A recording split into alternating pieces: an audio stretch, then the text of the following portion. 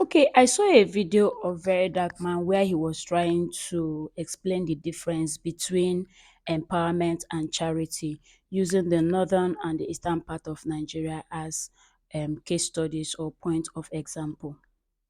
And here is me giving my 2 cents, probably the aspect of the whole charity and empowerment and poverty and wealth, perspective of the Igbos or the northern and the eastern part of Nigeria that he didn't talk about.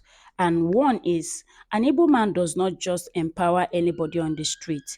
He does not just empower any his brother's son or child or neighbor or anybody. Usually they will get a young lad, a young boy, who they will pick up and train him. I hear the training can last for as long as 7 years, 14 years. It might be less or more, but within those time frame, train this person for that period of time. Meaning within this period, this person would have grown into adulthood from being a young boy to maybe a man in his 20s or maybe 30s. I don't know, depending on when they got the person and their great time. But this person is still in his prime, is still a youth. Then at that point, this person would have known the in and out of that business, how the goods are being bought, how it is being sold, accounting process, treating or dealing with customers and everything.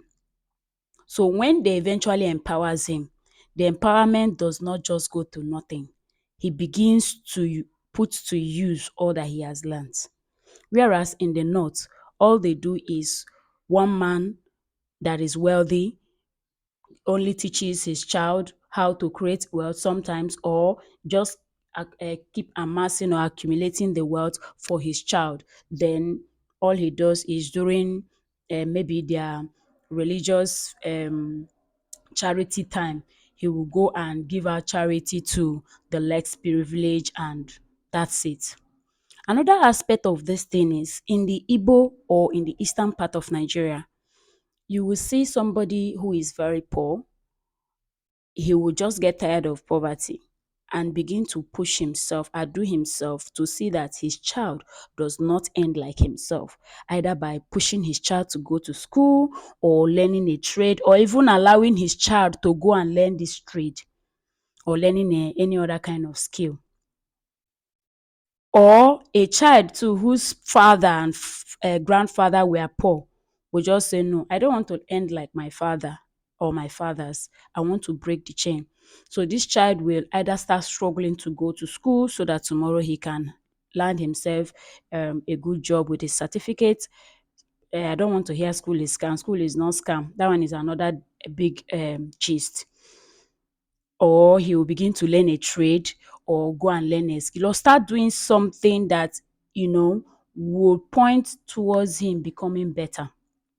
But you see, in the northern parts, they just have a way of being, you know, docile to their poverty, to the point of docility.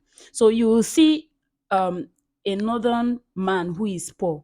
He doesn't do anything. He literally doesn't do anything to break his family out of that poverty. His child comes out, doesn't do anything, settles with his parents or his father being poor, and that's it. So if his father was a servant serving a certain rich man, he will inherit serving either that same rich man children, that same rich man or his children, or another rich man that he will serve.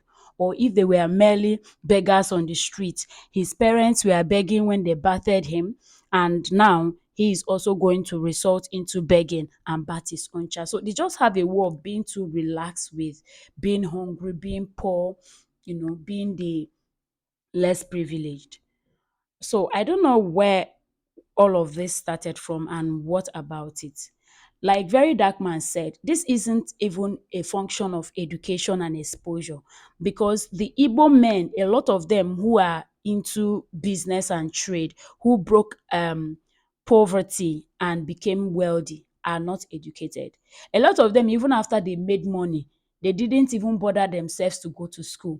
The only education they know is that trade that they carry out, and exchange of money. That's the only education they know. Some of them, if you hear their spoken English, you just laugh out your ass if you're an English freak. So this is not even about exposure and education. They just would not know anything. Even the boys they bring for training would not know anything. But when they come into the system, they'll begin to learn the common language and lifestyle there and the business and everything. Before you know, they will get their feet. So that's it.